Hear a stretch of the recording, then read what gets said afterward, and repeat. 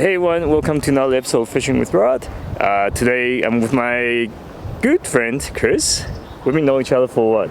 Since 2001, I think it was. So I'm losing count. So 13 years, so quite a while. We've fished quite a bit.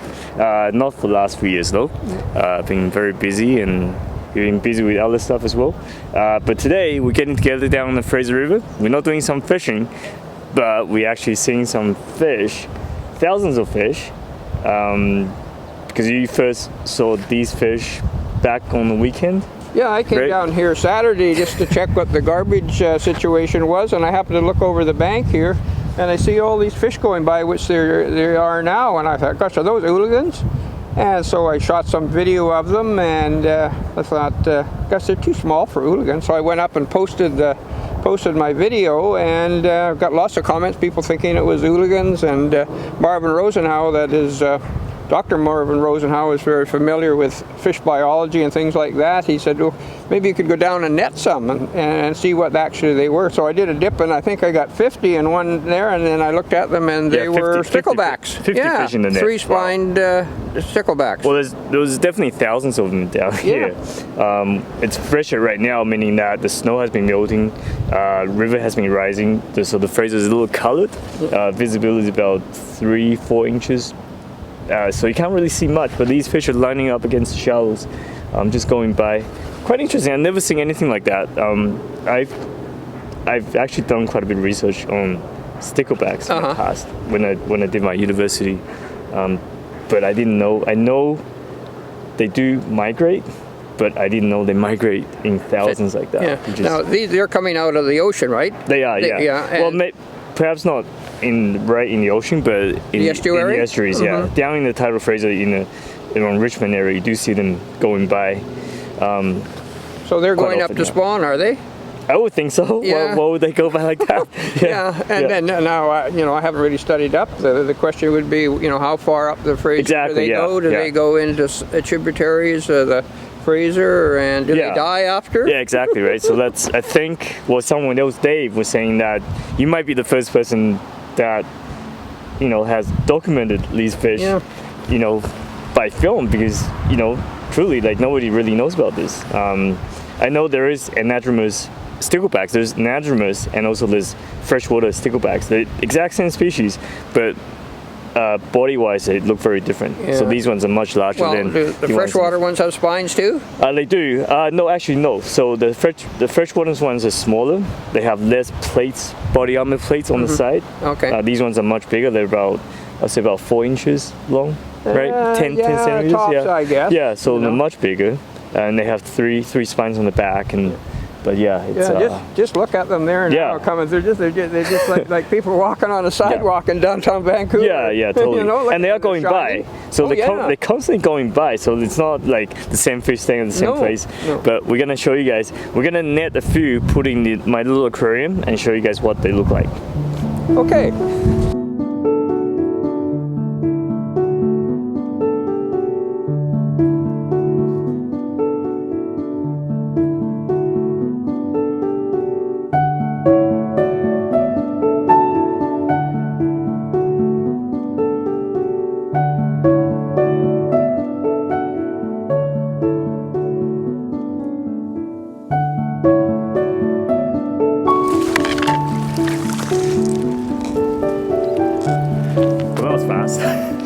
One scoop and got a dozen or so. I don't get bitten pricked by those spikes. They're very sharp. We got them all in. There's the last one in.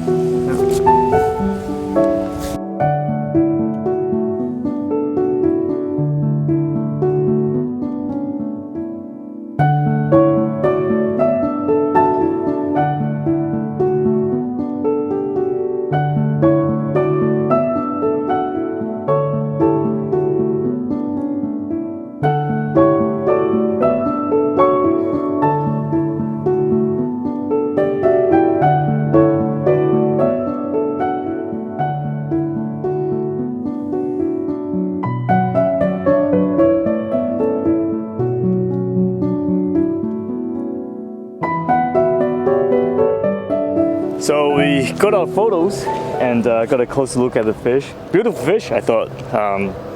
It's even though they're really small, I think the very little details are very pretty. Yeah, they're pretty little fish there. Yeah. And there's a lot that a person be interesting to find out about these. And you know, as we were saying earlier when we were speaking, it's probably the first time that we know of that they're ever been observed. And a lot of people that are close to fisheries have said they've never seen this before, never even heard of it. Yeah. So it's good to get that information back to some of the colleagues who we know. And it's important to show you guys these because, I mean, we talk about protecting the Fraser, not just about salmon, but there are dozens of other species like this as well that needs to be protected. So these guys are probably heading up to spawn. We need to find out where the spawning habitats are, and we need to actually protect them. And we've been in this battle for many years, from development to gravel extractions and lots of issues, right? Yeah. Well, this is the heart of the Fraser, a very important part. And we noticed out here, there's, for example, there's right where we are there, there's 4 McGathers, and I was observing. I think they're feeding on some of these sticklebacks as well. So everything depends on the fish. Yeah. I mean, these fish. I mean, they might not have economical importance to us, but you know, like we said, cutthroats and coho salmon, they feed on these fish. So they make up very important base of the food chain. It's all part of the food chain for sure. And I mean, we got to do all we can to protect this river. You know, we've had problems with gravel extraction and things like that. I mean, you look how wide this Fraser is. You'd never take enough gravel out of here to prevent a flood. I mean, there is some maybe some improvements on dikes and things like that, but the people that are watching this, if you look across how big this is, I mean, you dig a little hole, it's like a pinprick in a table. You know? I mean, it's a natural evolution of the river, of the lower river, right? I mean, the river comes up and down, expands and shrinks throughout the year, and and there's habitat all over the place. The gravel is a very important, I guess, base for fish to spawn and to feed on, and insects, you know, to hatch at these gravels. And we haven't really looked after our environment for the last few years as much as we should, and we see now our salmon stocks are in trouble. So we've got to do things that reverse that trend, or there won't be any fish left for your children and my children and our grandchildren. You know, we've got to do more than we've done in the past, and you know, this little filming of this things here, it just shows what's going by. As we're still standing here, we've been here for about an hour, and they're still going through by the thousands here. And this is just a small part of the river. Totally, And you know, the Fraser River Chinook salmon have been in the spotlight, you know, the last few weeks in the news, but you know, we tend to blame overfishing for it. I mean, overfishing is one of the factors, but there are so many factors that we need to be reminded of. That, you know, we just Well, it was a nice day for filming this, and I'm sure the people we're not done yet. Watch this. We're not done yet. We're going to put the fish back. We're actually going to go. Put the fish back. We're going to go check out something else, which brings up another issue. But yeah, so let's put the fish back first. Okay. Here they go.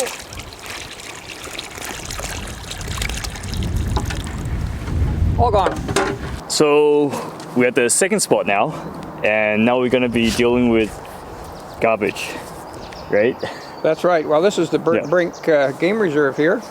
And as you can see, someone has brought a bunch of drywall in here and just dumped it. And you can see it's marked with yellow tape and stuff, so that means it's been checked by the ministry. And hopefully soon they'll be coming and cleaning it up, because you just look over here and you see we've got the drainage ditch here that drains right out into the Fraser River. So some of this could be leaching into the Fraser, and that's pollution. So we're not just talking about, you know, someone littering, you know, one little cup or whatever. This is someone deliberately coming down and dumping a truckload of garbage, and it's a regular occurrence. We've been involved in river cleanups for the last 15 since years. 2002. So we've been doing the Vedder River cleanup, and now it has expanded to the Fraser River cleanup. And this whole area, actually, you know, we had a cleanup back a few weeks ago. Right? this area was cleaned up, and when I came down to check this before we came down to film this here, I picked up a bunch of cups and stuff like this, which I'll take away. But this stuff is a hazardous material, and we don't want to touch it. Yeah, and it's an ongoing problem that just we don't really have a solution. We love to tell you guys that we have a solution for it, but we don't. You know, we need more enforcement. We need more.